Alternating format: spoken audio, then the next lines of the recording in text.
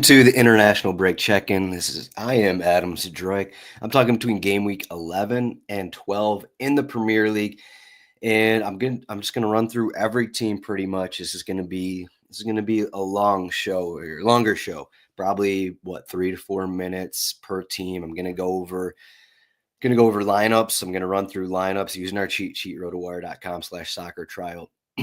To go through each of these teams, talk about what's happened the last couple months, talk about what's going to happen the next month, talk about some managerial decisions, stuff like that. And that's kind of it. rotowire.com/soccer. If you haven't checked us out, also on our YouTube page, we got betting videos, we got DFS content, and make sure to give a thumbs up to this video. Make sure to subscribe to the channel. Just to be nice, even if you're only going to listen to or watch 30 seconds of this, just be nice. Maybe you just give a thumbs up to this. So yeah, this is what I'm going with. I'm using the cheat sheet on the right side of this page, assuming you're watching on YouTube or Twitter. I got a cheat sheet up for FPL purposes. Again, this can be used for FPL, so rare, fan tracks, whatever you play. And then I got our depth charts up on the left-hand side here. So I'm just going to run team by team here, starting with the schedule for game week 12. So it's going to be a bit longer, is what I'll say. All right, so let's get into it. Steve Cooper's Leicester City side that I think are going to get relegated. They got a few points this season that I don't think they should have gotten. And probably the main thing going on with Leicester City is Cooper doesn't really know what he wants to do with his midfield. He's done it a few times. He did it just before the break, played 3 defensive midfielders and hope that works to keep them a little more sound defensively. Didn't work. I think that with that last match, they had 3-0 at Manchester United. But then you look at it, the goals they allowed, one of them was outside of the box, just some bad defending. There's not too many changes they can make here and there. Christensen missed out for a couple weeks, but Ricardo Pereira, he picked up an issue himself. Patson Daka has been out all season. He's coming back from an injury, but what exactly does that mean? As I notice, as I'm looking at this lineup, I must have mistakenly put Odsonne Edouard into our projected 11, so that's a good start for the show. But Jamie Vardy had some kind of back issue before the break. I think he's going to be fine. We don't really know exactly what's going on here. It looks like someone else changed my lineup and put Odsonne Edouard in, which is interesting. Either way, so Jamie Vardy picked up a back issue before the break. I think he's going to be fine overall. And as we look at the rest of this roster, and Ndidi and Winks have pretty much been locks. Oliver Skip started earlier in the season. He's been dropped a little bit. Soumare, I think he got his first league start at Manchester United. I'm not sure that's going to continue. Buonanotte, now he's suspended. He's arguably been their best player. So there's a few things Cooper can do here. Continue with this 4-3-3, go back to the 4-2-3-1, have more attacking kind of thing, but kind of leave you open a little bit more defensively. Jamie Vardy, is he going to pick up a real injury at some point? Is that going to move IU into a more central role? Is that going to mean Edouard actually sees some time? Does Daka see some time? So there are questions like that. Fatua has been in and out of the starting 11. And Mavididi has been in and out of the starting 11. He's been dropped the last couple matches. There's stuff like that involved. I'm not sure if this team actually can figure it out. It's just not Steve. It's a Steve Cooper side, first of all, and overall, I'm just not sure they have a team to actually improve on how they've looked. Chelsea, everyone knows about Chelsea. So I think from the outside, you look at Chelsea and you think they should be higher up the table kind of thing. I think a lot of that is because of the non-league stuff in the Europe Conference League. They have that 8-0 win. They have all these big scoring matches. They rotate completely. But when they go up against better teams, when they go against better competition, they often don't look like the better side. They kind of struggle a little bit. I know they've gotten points, Liverpool, Arsenal, they've gotten points. I still think there are places where they can get better. We've seen them drop points even against mediocre teams. Still, I think kind of inconsistent. I will say when looking at these lineups, there's a lot of questionable marks. A lot of these guys have been playing so many matches that they're just being dropped from their national team. So a guy like Cole Palmer was dropped from the England national team. So he has the questionable mark, probably going to get removed at some point in the next 1 to 2 weeks. Just something to keep in mind as I'm going through these roster, because there are a lot of questionable tags on a lot of these guys. Pedro Neto has been really good since coming in for Jadon Sancho, who has had some mysterious illness for the past week. These guys have been really good. You look at Cole Palmer's numbers, then you take into account, okay, actually, however many goals he has, 4 of those goals came in one game. They had that one game against Wolverhampton. They got 6 goals. Some of their numbers are inflated by these massive games, which they're racking up a ton of goals. Good news for them. Reece James is back. He's not going to start every match. I think that's for certain. He's basically dealt with a hamstring injury for the past 2 years. And they also have Malo Gusto there. So there's going to be a lot of times when you see maybe Malo Gusto starts with Cucurella, maybe Reece James starts with Cucurella. Sometimes it's going to be 45 minutes, 60 minutes, however many minutes for these guys. I just figured in that last game, Chelsea against Arsenal, Reece James didn't get the start, I assume because Enzo didn't want Reece James, running too much to bust his hamstring, running back to defend Martinelli, kind of a thing. So Enzo Fernandez has also been dropped for a couple matches here for Romeo Lavia, something to keep an eye on. I still think Enzo Fernandez is a better player than Lavia, but we'll see how that works itself out. But yeah, otherwise, I mean, they're a pretty healthy team when you consider now that that's mainly because they completely rotate their teams for non-league matches. Still not completely sold on what this Chelsea team does. They still have all these places where there are some struggles. We'll see what Enzo is going to do here. The last note I saw earlier this week, it was like, okay, Kieran Dewsbury Hall, they want to get rid of him basically. And it's like, Maresca was with Kieran Dewsbury Hall all last season, and despite having this massive team, decided to buy him for no reason at all. Dewsbury Hall could be playing for this Leicester team right now, getting 90 minutes every game. Instead, he's not even in the top 22 players for this team, which is just ridiculous. So there are still some things I don't really like about Maresca and how he's managing his team. Like, why did they get Philip Jorgensen when Robert Sanchez is going to be their number one? There's just some questions in the side that Maresca seemed like he didn't really know what he wanted from his team before the season. That's why they're so deep right now. But, deepest team in the league, and obviously it's probably going to help them at some point. Fulham, the XG team of the season. I think they're second in the table in terms of XG.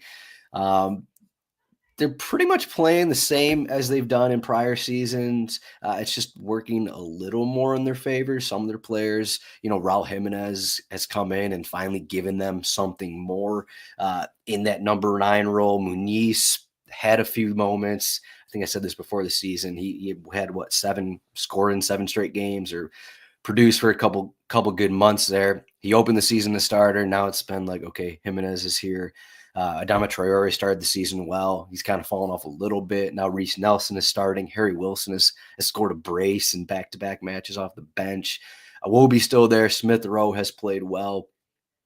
They've changed some things up. Instead of having Andreas Pereira playing a little more forward, kind of where that Smith Rowe role is, he's playing a little deeper without João Palhinha in there.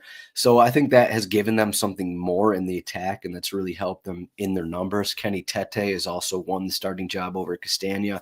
I'm not sure that's mattered a huge difference there. They've added Joachim Anderson, which has helped a little bit, because they did have that problem last season. If you remember, Tim Ream, I think, opened the season as a starter, however old he is, 38 years old.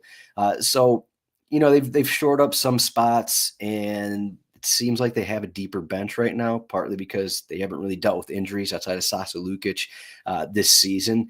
And Sander Berg, Sasa Lukic, we'll see who starts going forward. But otherwise, there's really hasn't been a ton of rotation outside of that role on the wing. Reece Nelson, Adama Traore, Sander Berg, Sasa Lukic. It's really been the only rotation. And really without outside of cup play, I don't think there's going to be much rotation for Fulham. Wolverhampton, a little different scenario. I was down on them before the season, still pretty down on them. If you remember, when Pedro Neto was on their team last season, they were a mid-table side. They were playing well. Pedro Neto got hurt. They were pretty bad the second half of last season. That's kind of turned over to this season. Then they get rid of arguably their best defender in Max Kilman, and now they're trying just to figure out how to play. Now they've moved back to three center backs in recent matches, and that's given them a little more here, a little more consistency. They had really the first 1-2 months, it was just so many defensive mistakes, so many allowed goals. Again, they allowed those 6 goals against Chelsea, which kind of stands out. But there are rumors now that Cunha, maybe other teams are going to be looking at Cunha in the January transfer window. If that happens, this team is almost guaranteed to be relegated. Cunha is by far their best player. He's their most productive player. If he's gone, if he gets hurt, that just removes so much from this team because he is the creative force. He's the best goal scorer. It just makes them fall off so much. They need Cunha on the pitch basically always. And if they lose him, that's something to monitor in terms of betting, in terms of going against this team. If Cunha is there, then I think they're still going to be fighting relegation, though maybe they're figuring some things out. I think defensively, at least with this three center backs, I think maybe there are only three center backs on their squad as I scroll down to the depth chart. I guess they got Matt Doherty. He has played as a center back at times in three center backs, but they lost Mosquera to a torn ACL earlier in the season. Sarabia has been in and out of the starting 11. Bellegarde started more earlier in the season. And then Lamina has been in a more attacking role at times. Thomas Doyle started a couple matches. He-Chan is just returning from an injury, so maybe he's going to move in the starting 11. But again, I mean, let's just click into He-Chan's profile. He was dropped before this injury. He was already dropped to the bench. He started the first 2 matches this season and then basically a bench player, despite being healthy for 5 straight matches. So how much is He-Chan going to change things? They got all these guys who have looked okay in moments, Rodrigo Gomez, Goncalo Guedes, like these guys that aren't getting starts, probably aren't going to get starts in the future. This is going to be a pretty this lineup probably isn't going to change too much outside of if they revert to the 4-2-3-1, 4-3-3 kind of thing. So Everton, another team that's, Sean Dyche isn't going to do too much rotation. They are towards the bottom of the table, but you can consider that a decent amount of injuries earlier in the season. If we remember, Eric Boonham was basically their starter in the midfield early in the season because they had injuries off and on here and there. Branthwaite only has a few matches where he started. He started against West Ham, arguably didn't look 100% fit. Now he's not even training with the national team over the international break. We could see Michael Keane get a start again out of the break. Well, Branthwaite has not been 100% healthy all season. Michael Lenko looks like he's getting closer to 100%. Tarkowski basically just said last week, he told the Everton website that he is now starting to feel 100% himself. He hasn't really been 100% healthy the entire season. Ashley Young, however old he is, 39 years old. Nathan Patterson is getting close to being healthy. I'm not even positive at Patterson or Seamus Coleman, who picked up another injury himself, will win that starting job over Ashley Young. We'll see how the season plays out. And then the midfield, Idrissa Gueye, the constant. Mangala has helped a little bit. Doucouré has moved back to this role. So that's kind of a rotating spot. And Dye has been solid for them, and it seems like he's just going to be a starter whenever healthy this season. So that's one area that has been kind of a boost for Everton this season. McNeil, the hope with his knee issue is that it still isn't bugging him over the break. So we'll see how healthy he is coming out. And then Lindstrom, Jack Harrison on that right wing. Lindstrom has started the last couple. Calvert-Lewin has continued his poor numbers. I think we're going to see Beto actually get some starts here looking forward. I'm not sure when that's going to be, or I mean, it's not guaranteed that Beto is going to come in, but you got to think with how Calvert-Lewin has been underperforming his XG, at some point he's going to be dropped here. I guess Broja has not been healthy this season. That's another option. Where's he going to play? I don't know. They got DCL, they got Beto, they got Broja. Just a weird addition, if I'm being honest. So you got three guys here for one spot. It's not like they're playing Champions League or anything. Brentford have been the wildest team to start the season. And some of that, they just don't have a ton of defensive consistency. I wonder if I know they've gotten wins. Or at what rate can they keep scoring this many goals and winning these games 4-3, 3-2, whatever it may be? That's something Thomas Frank is going to have to consider. Rico Henry is getting closer to coming back. I feel like once they get Rico Henry back, maybe that's going to be just more of a better option. Christopher Ayer has missed the last few weeks as well, so that's also led to some different looking lineups. They somewhat played a 4-3-3 last game. I have 3-5-2 down here. Again, it's kind of depending on matchups. Vandenberg doesn't really get up the pitch that much. I know I think Opta technically had Keen Lewis Potter as a left back last match, but I'm not sure that's what his technical position was. So there are things they can do here and there. Norgard missed a month. Jensen missed about a month there. If they continue with this look where they got Damsgaard, Jensen, Norgard, a pretty good side overall. And then they're getting Thiago back from his injury, so that's just another attacking piece. Something to keep in mind here when observing the minutes for like a Wisa, that kind of a thing. So there are some more things they can do once they get these guys back from injury. But at the end of the day, like, this midfield feels like it's been the same Brentford midfield for 3-4 years since they've been back in the Premier League. Jensen, Norgard, these guys have just been here. And I think that's leading to some of these, mistakes in the midfield. They're just a little slower. They're making mistakes, and it's not like the back line is playing that well. Maybe we actually get Ben Mee some appearances here and there. Ben Mee used to be a starter for this team. There are some options for Thomas Frank to actually figure out what's going on with his team defensively. But right now, we'll see what happens with them, I guess. Aston Villa has they've disappointed in the past month. There's no question about it. It's basically since they've gotten guys back from injury that they're starting to fall off, which doesn't really add up, doesn't really make sense. They really haven't played that well all season. They have some big results in Champions League. They had 3 straight clean sheets to open Champions League. They got the win against Bayern Munich, but in league play, it just really hasn't been there completely. It seems like how many times early this season it was like, okay, this is a level game, or they're even losing. John Duran comes in, bails them out with a goal here and there, kind of thing. How many times did that happen? So it just feels like all these guys are kind of playing a little worse than they have. And then you throw in Unai Emery, just doesn't really rotate that much. And I think that's kind of adding to it a little bit. I know there's plenty of rotation at left back, Luca Digne and Ian Matson. We'll see how that one plays out. I think the question here, as we look at the team, Matty Cash is continually injured, it seems, over at the right back position. But so Tyrone Mings got his first start, picked up the ball against Bruges, that was in Champions League, as like a dumb, just like a mental mistake in that game. It was his first start in a year. Is Tyrone Mings going to come in and get more time? Is Boubacar Kamara, who was before his injury maybe their most important player in the midfield? Now you have Onana in the midfield. So you have questions in that area. Like, are these guys who were formerly, everyday starters in Mings and Kamara, are they actually going to start seeing more time coming out of the international break? I think that's something to keep an eye on. There's been a few times this season where Nana, he opened the season scoring a few goals, but there's been a few times where it's like, okay, 45 minutes, he's not 100% healthy, so he's coming off.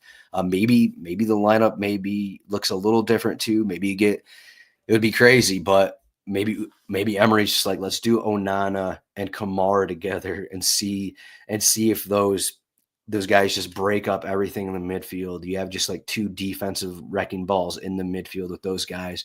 Maybe you move Tielemans up, kind of a thing. This takes away a little bit from your attack if you have Tielemans, Rodgers, McGinn, Watkins. But I think at this point, with some of these results against the top teams, I think Villa, there may be some tweaks in this lineup for Emery. He is one to not really do a ton of rotation. Part of that is because some of these guys are always dealing with injury. Like Jacob Ramsey, always whenever he gets successive starts, he's always dealing with injury. Ross Barkley hasn't really seen much time in league play, but I'm interested to see what Emery does with this group, because right now I think it's just starting to build up. This Champions League with cup play, they just got knocked out. Where I don't even think that he wanted to win the game in the EFL Cup. So we'll see if this lineup changes at all going forward. Crystal Palace, you know, fill in my Twitter feed. It's just people complaining about Crystal Palace, and it makes sense. You know, they lost a couple of their best players, Joachim Anderson. You know, maybe they replaced him with viable options, but I feel like Anderson's maybe leadership is kind of being it kind of hasn't been replaced. I think is one thing you could say. And then Elise, you look at last season, Elise, obviously, I don't even think he played half of the season. He closed the season healthy, and that's kind of when they went on their winning run. But they didn't really replace him. They also lost Ayu, another veteran of the locker room kind of thing. And it just hasn't really been there. And then you throw in all these injuries that they've had, and it just is a little more difficult. Adam Morton is now going to be out. We don't actually have a timeline when he's going to come back. He just had groin surgery. So we'll see when he comes back, but they're really going through it. In that last match, they started Devaney. What's that guy's name? Justin Devaney in the midfield. You know, we don't even have him on the depth chart, of course, but yeah, Justin Devaney, he just got called up to the U21s, if I'm not mistaken there. So you have these questions with Crystal Palace. Are they going to figure out? How much better are they going to be? I'm not sure how much they can improve. They can obviously play better if they figure some things out, though obviously Glasner is on the chopping block at this point, given this start. But a lot of this is the players they bought. This is the team they have. What are they going to do? Are they going to add someone that much better in the January transfer window that's just going to give them a boost? They have all these, more or less mediocre players in their squad. Mateta was really cruising at times last season, just really hasn't been there for him. I guess the hope for Crystal Palace is, okay, let's get these guys healthy. Let's get Lerma healthy. Let's get Wharton healthy. Obviously, Eze and Ketia, let's get these guys back healthy and see where we're at. But when are all these guys going to get back healthy, I guess, is the question. We'll see what happens over the break. If we're looking at a month from now, and a lot of these guys still aren't 100%, Eze is just getting pushed every game. Once he returns, maybe he picks up another injury kind of thing. Then that's starting to get to trouble for Glasner. If you look at their back five, okay, their back five is fine. Some people, you could argue that Mitchell maybe isn't even truly a wing back, but you look at Gahey, Chalobah, Lacroix, Mitchell, Munoz, you got a decent core here. And once Wharton comes back, once Lerma comes back, you still have guys you like. Will Hughes is back from his suspension. Eze, Mateta, you still have guys that you actually like. So I think at some point, maybe they're going to turn it around. I don't think they can be any worse than they have been. But again, a lot of this is going to be, can these guys get back? Can these guys return from injury? Same thing goes for Arsenal here. Looking at Arsenal, I know a lot of people will look at what's happened with Arsenal, and they've obviously have their problems. Same with Manchester City. But again, this is another team that just hasn't been 100% healthy throughout the season. I know Odegaard, even when Odegaard is healthy, they're still having their issues earlier in the season. But like Ben White, I don't know if he's been 100% at one point in this season. Marino, obviously, all these guys haven't been healthy at the same time. I got to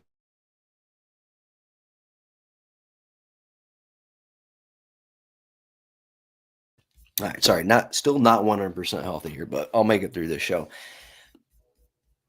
So another team where it's like, once all these guys are healthy, once you actually have a real bench that you can rotate a little bit in Champions League kind of thing, once these guys are healthy, is it going to look the same? Is it going to be same disappointing Arsenal? I think there's a team that can come around. Is my personal thoughts on the process.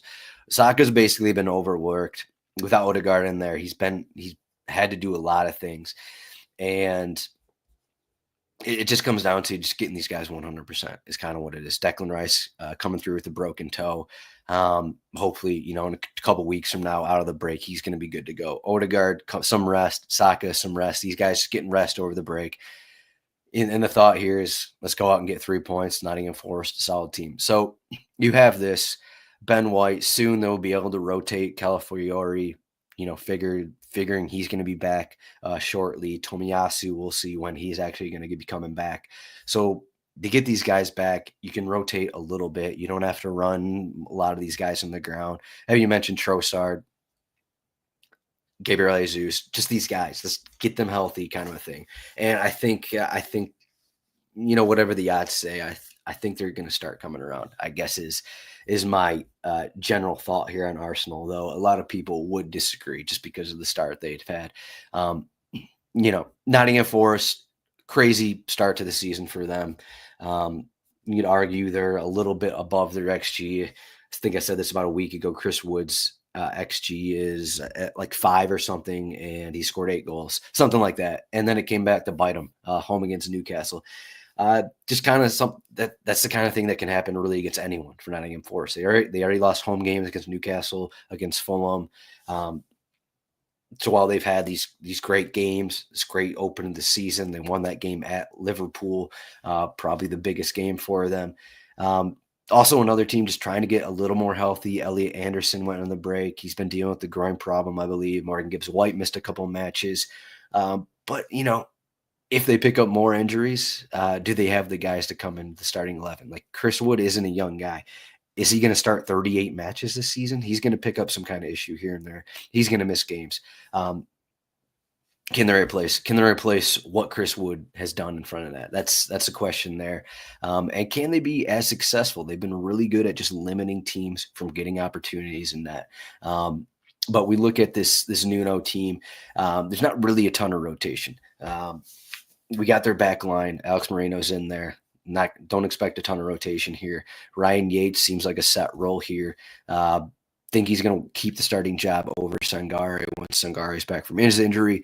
And then Elliot Anderson, as long as he's on 100%, I think he's definitely going to start. He didn't start just before the break.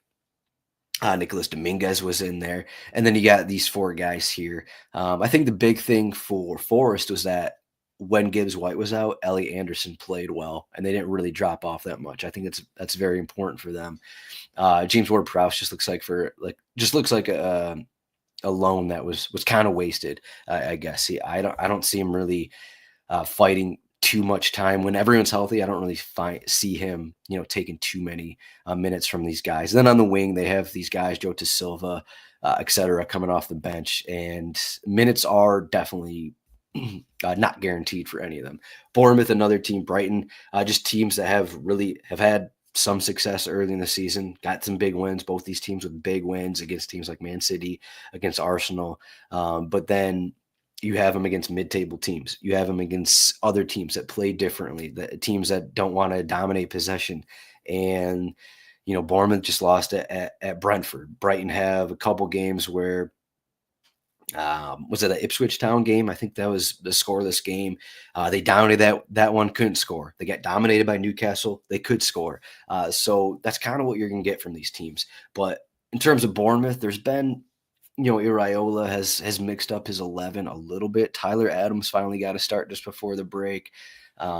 We'll see what his minutes look like once Alex Scott is back. I think Alex Scott has another month or so. But Ryan Christie is suspended, so Tyler Adams should get another start here coming out of the break. Julian Arroyo really hasn't worked at right back. It's been Adam Smith there. That's not really what they wanted going into the season. But Arroyo, from what I've seen, he makes a lot of mistakes. I don't think he's ready for the Premier League yet. Maybe that's going to change in the second half of the season. But Adam Smith still their starting right back, which is kind of crazy to say. And then Tavernier has been dropped a few times recently. Something to monitor. I still think he's one of their better players. So I'm not sure that's going to be a continuance here that Tavernier gets dropped.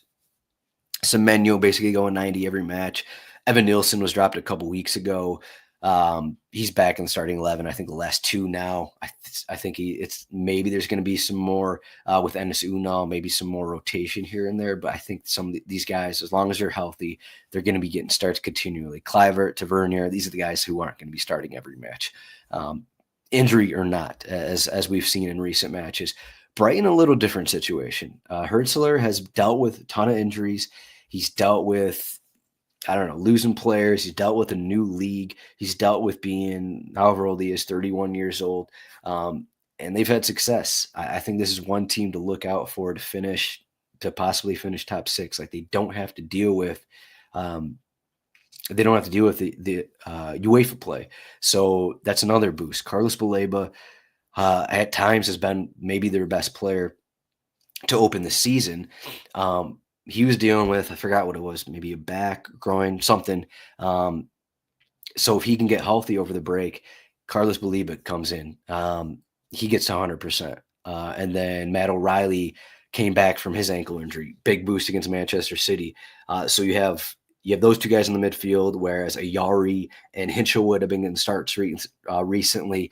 So you got all these guys. You got a more stable midfield with these guys getting healthier. You can rotate more. A Miedema on the wing, a Dingra, and who's the guy I'm blanking on here for Brighton. So Dingra has been battling an injury. Minta has been battling an injury. So you get these guys healthy, well back. Joe Pedro came back from his injury. He was out for a few weeks, maybe close to a month. You got all these guys coming back to the squad. I know I did see a report Kadioglu might be out for up to a month, which hurts, but Kadioglu, okay, just replace him with one of these guys. Maybe Solomon March at some point comes back in the next couple months. Reuter has been solid when in the 11. So yeah, all these guys. Lewis Dunk has been out for a few weeks as well, close to a month. So you figure it's only up from here. It's only, stock up here in Brighton going forward. You can only assume that they're going to get better from here as they get their regular starters back. So I think that's the one thing you look at with this Brighton side. I think this game at Bournemouth is going to be fascinating coming in on the break. I'm not sure how I think it's going to go. It seems like it's going to be a pretty up and down game with goals, a lot of pressing, a lot of high lines. It should be fun though. I'm not sure which way I'm going to go on it yet, but it should be a fun game here coming out of the break. But either way, I think the big news here is during the break, João Pedro, I think he played 45 minutes, or he came on in the second half against Manchester City. Again, similar to, I wouldn't say that similar to Cunha as being, but I think Hertzler even said it. Like João Pedro is our best player. He's our creative force, kind of a thing. Maybe he didn't say that. Maybe I'm making that up. But either way, João Pedro has been really good for this team. And he's been out for a month. Now you're adding him to the squad along with these other guys who are getting healthy again. So that's one thing there.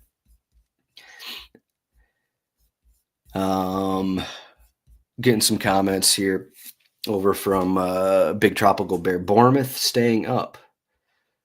Yeah, why is Bournemouth getting relegated? No one's getting Bournemouth are not getting relegated. All right, let's go. We got a few more. Holy cow, I got 4 more games to talk about. Manchester City, everyone's favorite Manchester City. So what's going on here? And just another team. You could say injuries. I'm going to say a lot of this has to do with injuries. We look at their injury list. De Bruyne was out earlier in the season, but this team is pretty old, though. At the end of the day, this team is old, pretty much across the board. Outside of Foden, outside of Savinho, Haaland, some of these guys. You got guys on the back line are getting older. Kovacic, who has played more of a role. Kovacic and Gundogan play more of a role without Rodri in there. Those guys are getting more minutes than what Pep wanted earlier in the season. We've already seen the rumors about guys like Zubamendi maybe on the transfer list in January, just to add someone who is younger in their midfield. De Bruyne, still old. Bernardo Silva is still old. And then you throw in the younger guys who are hurt. John Stone's continually hurt.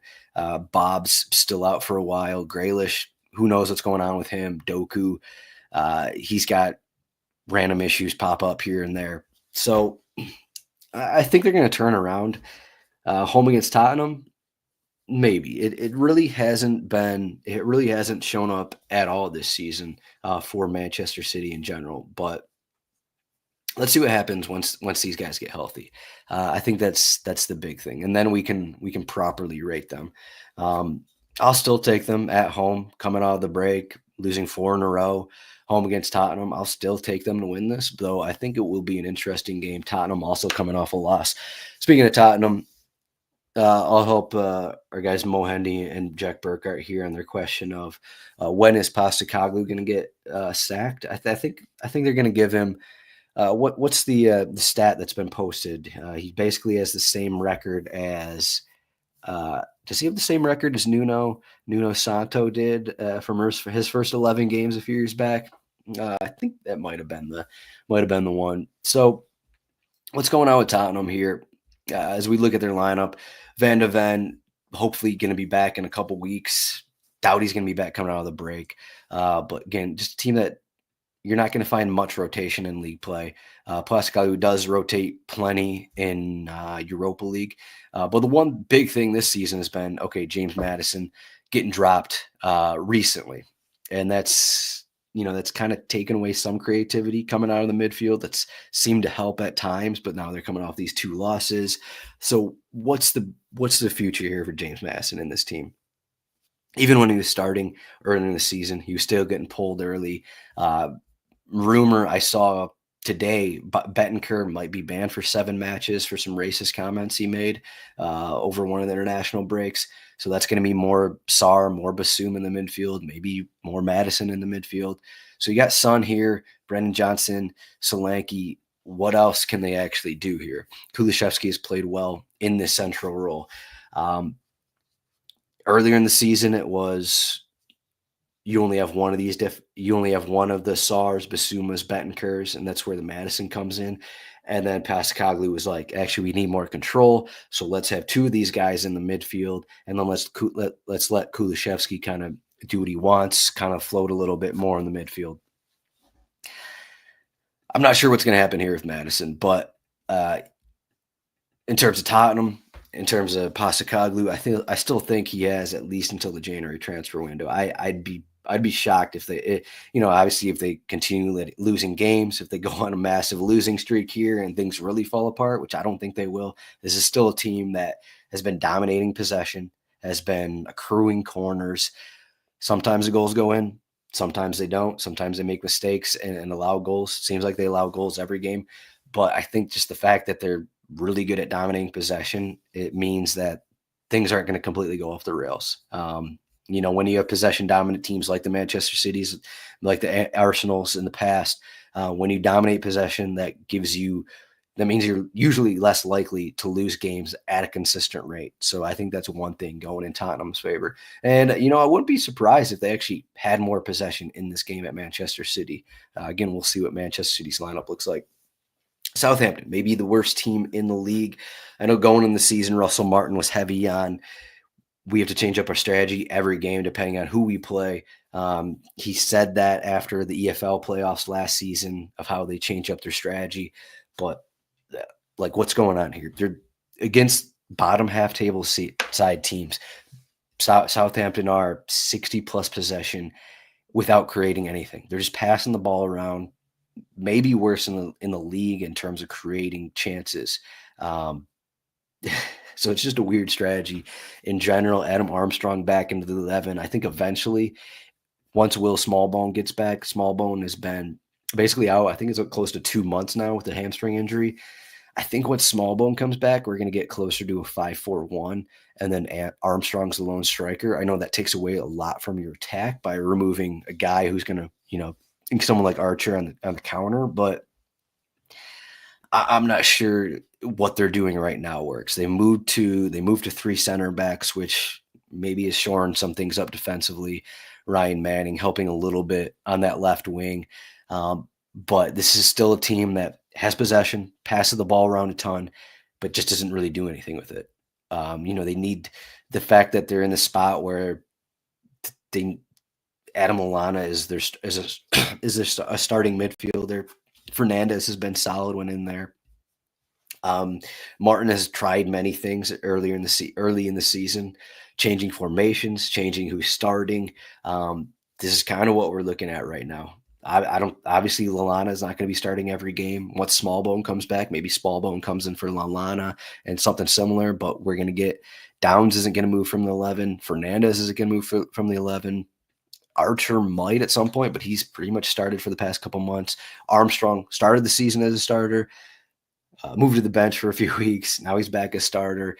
I guess we could see some Sugawara come in at some point for one of these wing backs. Ryan Manning obviously is a guy who doesn't go more than 60 minutes, 70 minutes in a game. Maybe at some point he moves away from the three center backs, but I'm not sure their defense is good enough to play with a four-man back line right now, which is why they've done this. So now they're home against Liverpool here. Uh, just a tough season for Southampton. I'm not sure it's going to get much better. Liverpool, Alexander-Arnold picked up, I think it was a hamstring injury just before the break. So we're gonna get Connor Bradley starts. That will be a thing. And Slot has gone with a pretty decent rotation for Robertson and Tsimikas there at left back. So that's one worrying thing. No matter what kind of fantasy you're playing, it doesn't look like Robertson is an every game starter. I think it was last week that Tsimikas started back-to-back matches in non-league and then league play. So that is worrying about Robertson. And then also, if you have Soboslai, I don't know. The numbers on Soboslai last season were pretty good when he was on the pitch. And, going into the season, it was like Soboslai, now he's going to be 80, 90-minute type of player under Slot. It just really hasn't happened.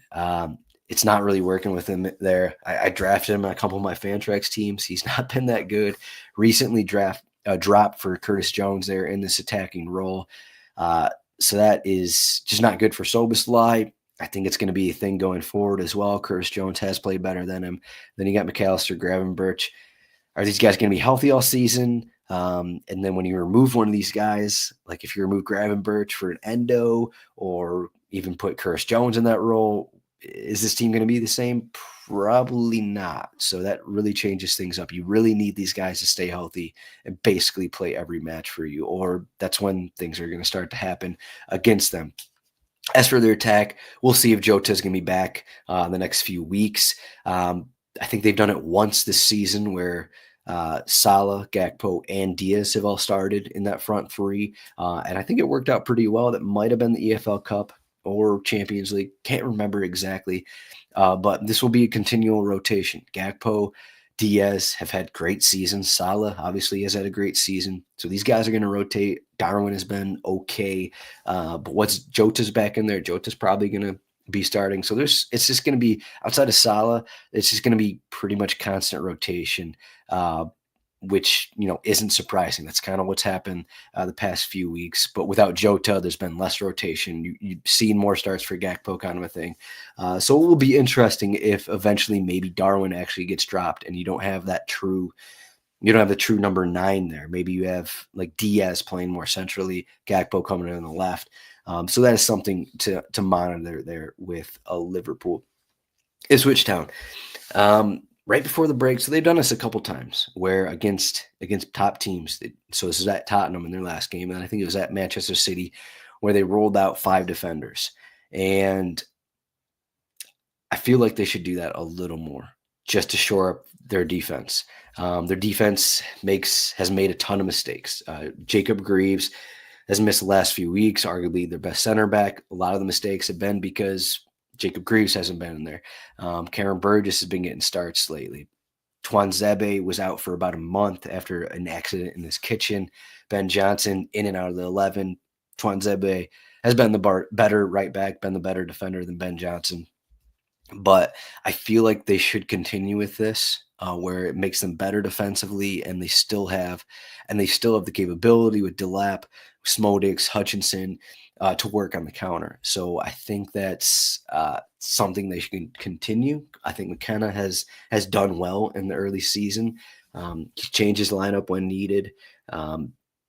He's changed his strategy when needed. I think it's worked in their favor. I think we're going to see Calvin Phillips, who he is back from his suspension for this game, but I think he's going to slowly move out of the starting 11.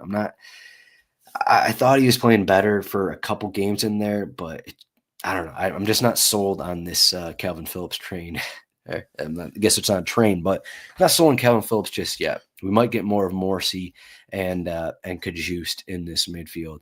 Hutchinson, Delap, we know those guys are going to start. Smodix. I think the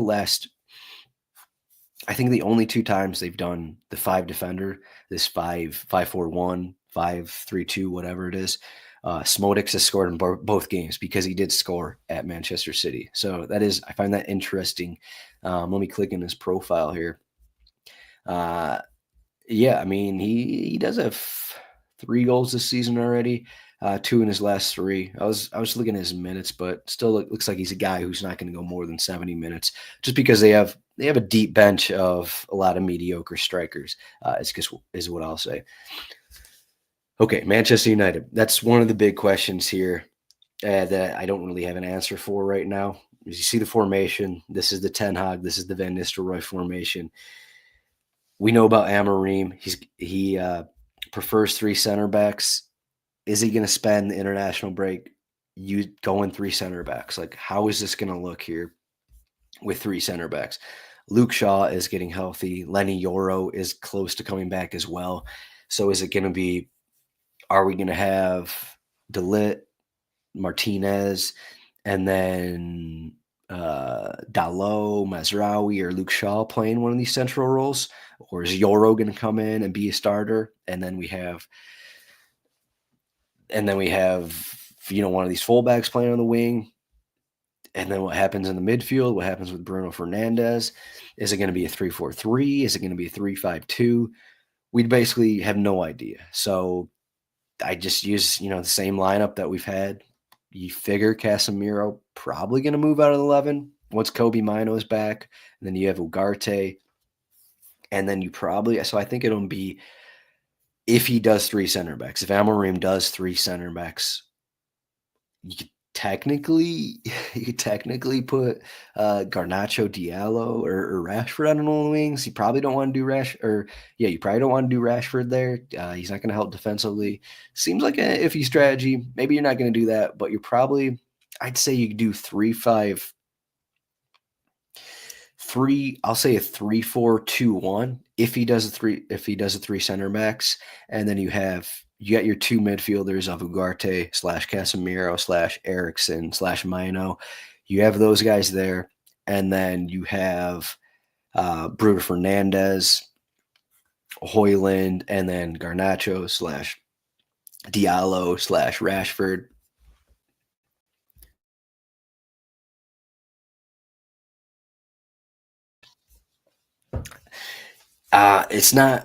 It's uncertain. Needless to say, it's uncertain. It doesn't seem like a roster where you want to play 3 center backs. I still think it's kind of a weird hire. Either Amorim is going to adjust and not do 3 center backs, or he's going to make this lineup look a little weirder than it has to be. Again, we could put, or not we, but he could put Garnacho or Diallo on one of those wings in a 3-4-2-1. And then you're just heavier on, let's say Garnacho is on the left side. You're heavier on that left side. And then you have whoever, Dalot, on that right side kind of thing. So you're just a little heavier on that left side. And then you still have pretty much the same kind of starters. It's just a different formation. So that's going to be interesting to see. Again, we're not really going to get a ton of information out of this for another month or so, at least another month. I mean, the first game is at Ipswich, so this is just you're better across the pitch than Ipswich are. So how much is this first game going to mean? It's basically a spot where if Amorim goes in this Ipswich game with 3 center backs and they lose or they don't get 3 points, basically everyone's going to be like, was this a mistake right away? So that'll be a fun game to check out. Newcastle. All right, we're almost done here. We're almost done. Newcastle, we might get a Lloyd Kelly start here in this next game because Dan Burn is suspended with 5 yellow cards. Newcastle have overcome early season iffy performances, I'll say. I think part of that is, so Sandro Tonali was out for 10 months, a year, whatever it was, and he basically moved right back in the starting 11, and I just don't think he mixed well with how Newcastle were playing. I think it almost seems like Bruno Guimaraes and Sandro Tonali prefer to play in the same position, that central role of that midfield, and it almost feels like that's kind of what Eddie Howe has done in recent games, where he's moved Sandro Tonali to the bench. Guimaraes has been there. Longstaff playing in a little bit different role, and this is more like, so you throw out the midweek games of Champions League. You don't have to deal with that anymore, which is a massive positive here. I think Newcastle are going to start to look like the team they were a couple years ago when it was like, let's go into every game, try to win 1-0, 2-0 kind of a thing. I mean, if we think back of, wasn't that long ago, but the game at Nottingham Forest, it was that a set piece goal? I can't remember what that goal was, but it was kind of a random goal that it had like an XG of 0.15 or point 0.2 or something like that. If we take away that early goal from Nottingham Forest, I think that was set to be a 1-0, 2-0 type of game. But we look at what they've done recently. I think it's now been 2-3 matches. Put Joelinton a little higher on this left wing. So instead of your Jacob Murphys, instead of Almiron, instead of Harvey Barnes playing on one of these wings, you have Joelinton, who gets back a little more, is a little more helpful defensively and in the midfield. So you have Joelinton technically in this wing spot, but you have Joe Willock in this midfield, who is great at coming in from the midfield, showing up in the box, on rebounds, whatever, late passes kind of a thing. So you have that working for you, and then Longstaff next to Guimaraes. So you have this. This is kind of what they did, again, a couple years ago, where it's these low-scoring defensive matches. Defense is playing well. Lewis Hall and Livermento without Trippier in there. Trippier, are his days done? Maybe. He did get a few starts in there, then got hurt. Livermento has played really well at right back. So, and then you just got Gordon and Isak here. You just hope these guys continue to stay healthy. Callum Wilson, maybe he's going to come back at some point. Then you get another option who can score off the bench, kind of a thing. So I think that the first 1-2 months of the season, the first 5, 6, 7 matches, Newcastle, where they got results, but they weren't playing that well. And I think it was maybe around the time that Brighton game was. They outplayed Brighton for that entire game, ended up losing, but I think they still got some confidence there, and it's kind of grown a little bit. And I kind of like them going forward. I think, a spot like this against West Ham, this is a pretty good spot here. Uh, Again, let's get to West Ham here. Lopetegui, we'll end on Lopetegui, who might be fired in 24 hours. Who knows what's going on here with Lopetegui? They got this scoreless draw against Everton. Yeah, I think we got 2 more matches of Kudus suspended, 1 more match for Kudus suspended. Either way, I don't think Kudus likes Lopetegui. It doesn't seem like he likes playing with his team. That's not helpful. Fulkrug has been a bust. He's been hurt pretty much his entire time. Went on the pitch, just looks slow. So that's an addition that hasn't really helped. Kilman, they got Kilman. The defense hasn't really been there cohesively, no matter what they've done, whether it's 3 center backs, whether it's Soufal in the season, Wan-Bissaka, whatever they've done, it really hasn't worked. Whether it's start 5 defenders with Guido Rodriguez and Edson Alvarez, hasn't worked. They just got a lot of guys here that don't seem to play well together, and it's just showing up in every game. Paqueta's position has been just not helpful, beneficial to him all season. It seems like he's a guy who prefers or is better to play a little deeper, and then he kind of operates from that deeper role. If you put him in that more attacking role in front of Guido Rodriguez and Edson Alvarez, it just doesn't work. We've just seen that throughout the season. So what is Lopetegui going to do? Is he going to be axed? I don't know who they're going to add, and I don't know who actually they're going to add here, from David Moyes to Lopetegui. I'd like to see, more creative manager come in here and actually just, use these quality players and make them work together, because this is a pretty good team. I'm not massive on Mikel Antonio at this point, but Jared Bowen, Paqueta, Somerville, just an exciting player. Guys like Carlos Soler coming off the bench, pretty good back line. You got defensive midfielders who can mix things up. I know they haven't been great this season, and then Kudus, of course. You have these guys who are just solid pieces, but they just haven't been working together. And at times, it at least seemed like David Moyes got his team working together. So uh, we'll see what Lopetegui does if he has a chance to do anything here. If I'm probably going to bet Newcastle. I haven't looked at the odds yet. I'm probably going to bet Newcastle money line in the spot if it's close to even odds. Seems like a great spot here. Might even be worth it to take, Newcastle money line under 3.5 goals, something like that. But 55 minutes, I just made it through all 20 teams here. But yeah, here is the cheat sheet that I was using throughout the show. This is the FPL cheat sheet, rotowire.com/soccer trial. I believe it's the only one up on the site right now, but has all projected lineups, has injuries, it has suspensions. This works when lineups are confirmed. Lineups are confirmed. We confirm our lineups quicker than Opta confirms their lineups. Okay, quicker than DraftKings gets their lineups from Opta. This goes green when the lineups are confirmed. You have all that here. You have the odds right here. You're going to have clean sheet percentage, implied goal totals. Once goal scoring odds comes out, you're going to have a list of goal scoring odds. Then you got the free kick tracker, which goes through every game on here, every team, simple table, pretty easy. Then you got player stats per 90, which explains itself. Goalie stats per 90, team stats per match, and then team conceded stats per match. This is all on every cheat sheet that we have, but this is the FPL cheat sheet. So it has all matches for the game week. Get access to this. If you don't have access, rotowire.com/soccer trial. It's a 48-hour trial. Thank you for watching this. Again, please give a thumbs up. If for some reason you're watching, we got a few live listeners still. Thank you for watching this. Wanted to give something out to the people.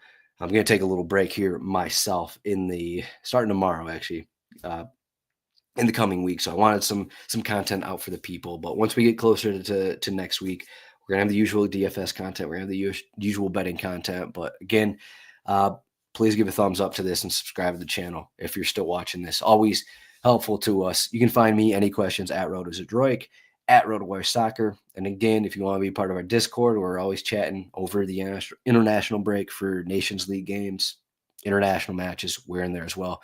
RotoWire.com/chat. Thank you for watching. We'll see everyone next week.